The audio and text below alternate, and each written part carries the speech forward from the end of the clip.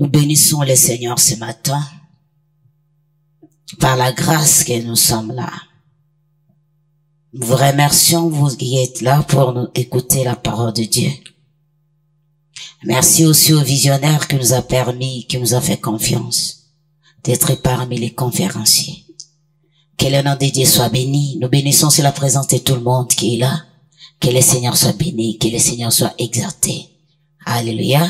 Bien-aimés dans le Seigneur, nous sommes en train de parler sur les personnages dominants de la Bible et de l'Apocalypse. J'ai béni le Seigneur parce que l'homme de Dieu avait déjà lu ma partie. Parce que je suis dans l'Apocalypse 12, verset 3 à 4. Les sous-tames, c'est les dragons rouges. Alléluia. Dans le monde de la science zoologique, les dragons n'est pas répertorié. Mais pourquoi? C'est un animal qui n'a pas de classe fixée parmi les animaux. Pas de lame classifiée.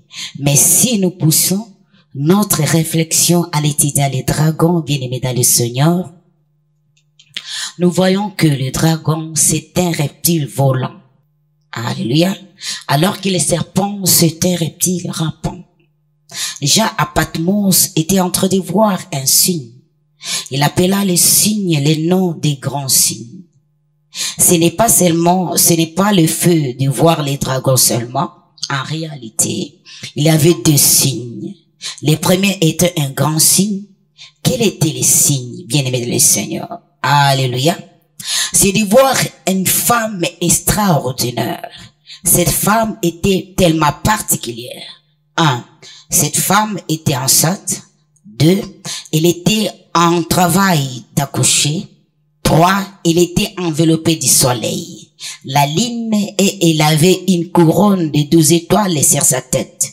Nous allons pas toucher cette femme parce que notre précédent avait déjà parlé. Mais si nous avons décrivé cette femme, c'est pour nous montrer d'où venait la curiosité du dragon. Alléluia. En parlant du dragon, nous savons que le dragon est toujours en couleur vert. Ce dragon de l'Apocalypse 12, 3, 4 est particulier. De la part, la couleur de sa peau, elle est rouge. Alors le rouge représente quoi? Alléluia. La couleur rouge a plusieurs dérivés. 1. La couleur rouge, 1 c'est le pourpre. 2 c'est écarlate. 3 c'est la cramoisie. Première couleur, pourpre. C'est en hébreu argama, couleur du roi, jusqu'à ce que couleur était très coûteux. Deuxième couleur, c'est écarlate. Cette richesse était rouge représente leur dévotion ainsi que les sacrifices de Jésus-Christ et d'autres martyrs chrétiens. La couleur écarlate a donc acquis les liens avec l'immoralité, mais aussi avec les péchés, en particulier la prostitution et l'adultère. Voici pourquoi la femme assise sur la bête était vêtue de rouge écarlate. Jézabel s'habillait toujours d'écarlate. Alléluia. Les rouges et la cramoisie. Les cramoisies, pardon, je m'excuse. Les cramoisies qui mêlent de nombreuses significations positives liées à la passion. Cette couleur est associée au sang, à la vengeance et à la colère. Les signes du sacrifice de la vengeance. Bien-aimés dans le Seigneur, ainsi nous disons que le dragon, dans sa couleur rouge, il incarne une certaine loyauté. C'est pourquoi Jésus a dit, les princes de ce monde viennent vers moi. Alléluia. C'est les pourpres. C'est les pourpres. Ces dragons avaient soif des sang des saints. Nous voyons que la femme assise sur la bête, qui était ivre des sang des saints, donc les dragons rouges incarnent tout ce que je viens de les décortiquer. Bien-aimés dans le Seigneur. Mais une chose est drôle, c'est que les dragons rouges vont dévorer la femme enceinte. Les dragons rouges vont faire quelque chose qui n'est approprié aux dragons.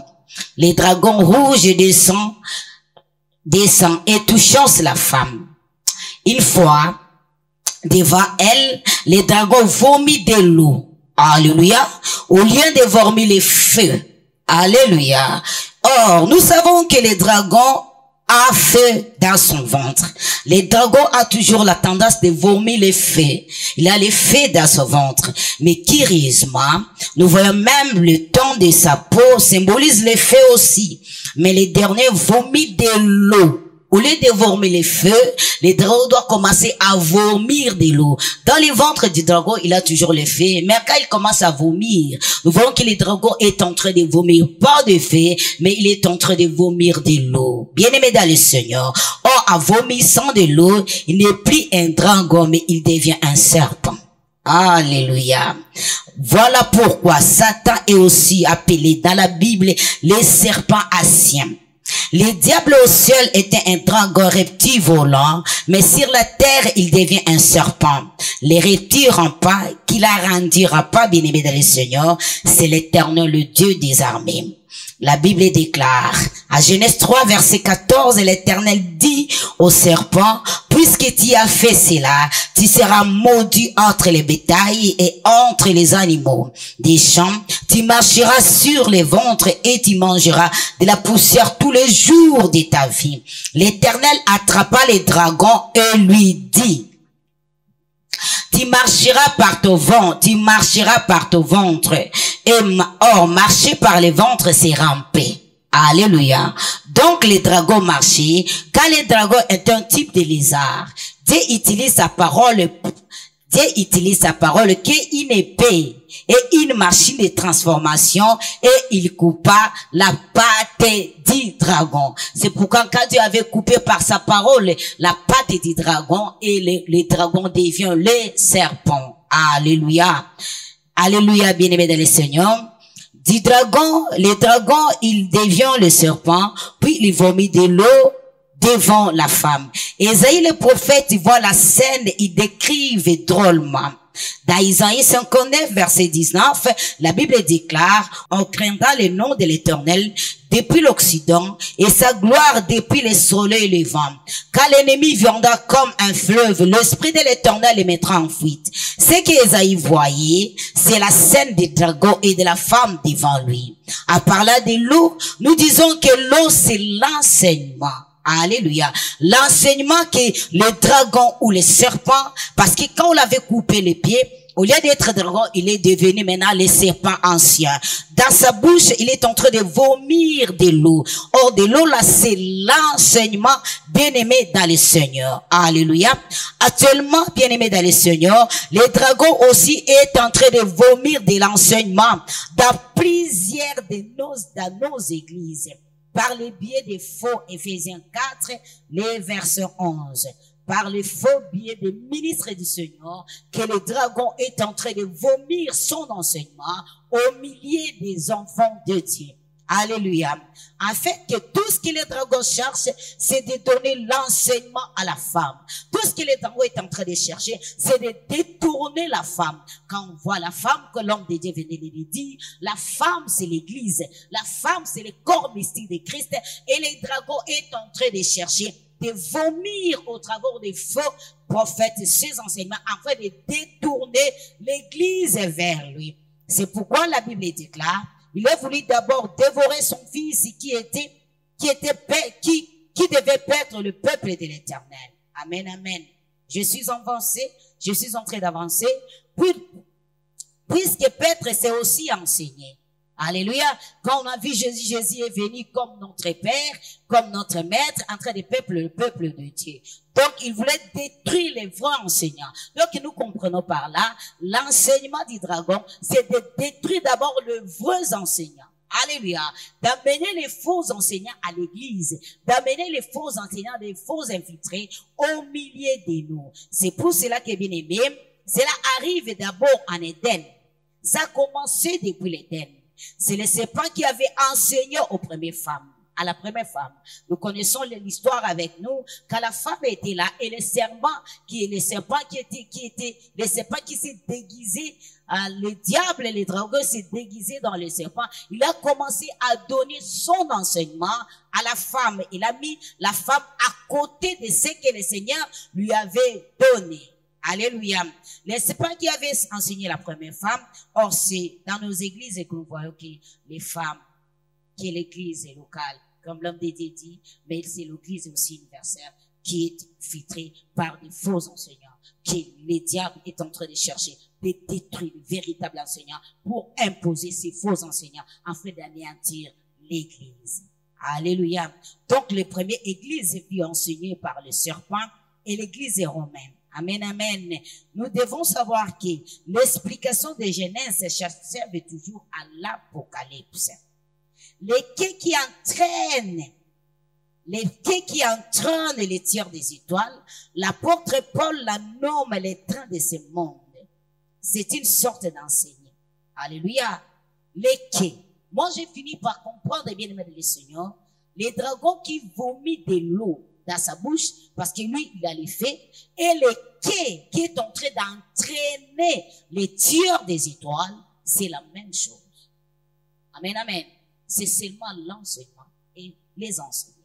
Alléluia. Quand on parle des enseignants, on voit des ministres qui sont des fous, qui ne sont même pas des réels, qui sont effrités dans l'église, en train de dérailler l'église, comme c'est fait auparavant, quand le serpent est venu pour dérailler l'homme, la faire quitter là où l'Éternel l'a placé. C'est ça, c'est pour cela que quand on voit l'enseignement, tout enseignement bien aimé dans le Seigneur, ça produit des disciples. Alléluia.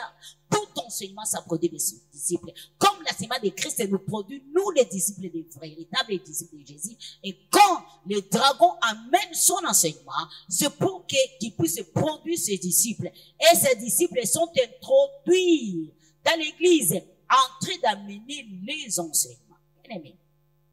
Et ça entraîne aussi la terre des étoiles. La quai aussi, c'est les enseignements. La quai aussi, c'est l'enseignement. L'enseignement, là, c'est en train d'entraîner les étoiles.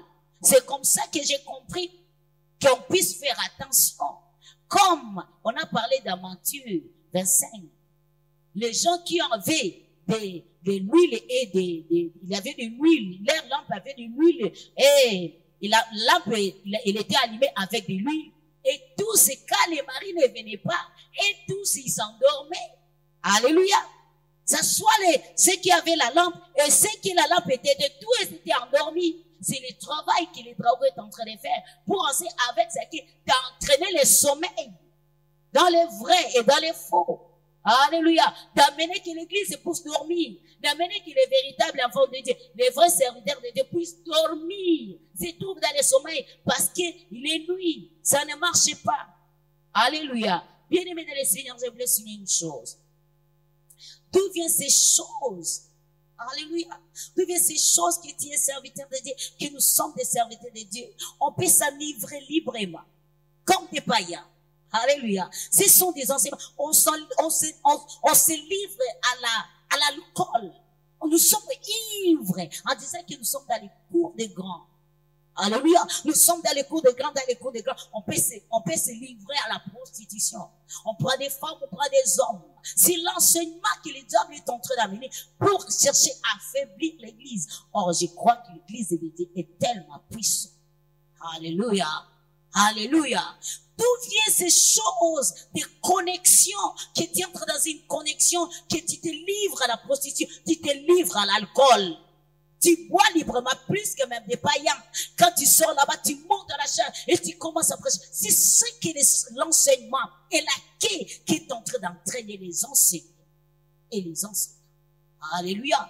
Que le Seigneur puisse avoir pitié de nous. Amen. Que le Seigneur puisse avoir pitié de nous, qu'on puisse être vigilants. Parce que le temps que nous sommes en train de traverser, c'est le temps que le dragon est à la porte en train de guetter la femme. Comme l'homme de Dieu venait de le dire, il est en train de faire face à la femme vis-à-vis de l'enseignement que le dragon est en train d'enseigner au travers de ses disciples. Que le Seigneur Jésus nous donne la force, que le Seigneur de nous donne la consécration. Parce que ce qui nous échappe, bien aimé dans le Seigneur, c'est la consécration. On est beaucoup livré aux choses inutiles. On a écarté la consécration dans notre vie. Paix des serviteurs. Paix des servants de Dieu. Nous ne sommes pas consacrés. Et le dragon joue avec les âmes parce que la consécration est écartée. Alors nous avalons son enseignement. Nous avalons la quai qui est en train d'amener donné les étoiles à la dérive. Que le Seigneur nous aide, que nous puissions rentrer dans la consécration, que nous puissions rentrer en ligne, nous puissions rentrer comme les Anglais disent, online. Que le Seigneur Jésus, qui a donné l'interprétation de sa parole, qui bénisse sa parole dans le nom de Jésus. Amen.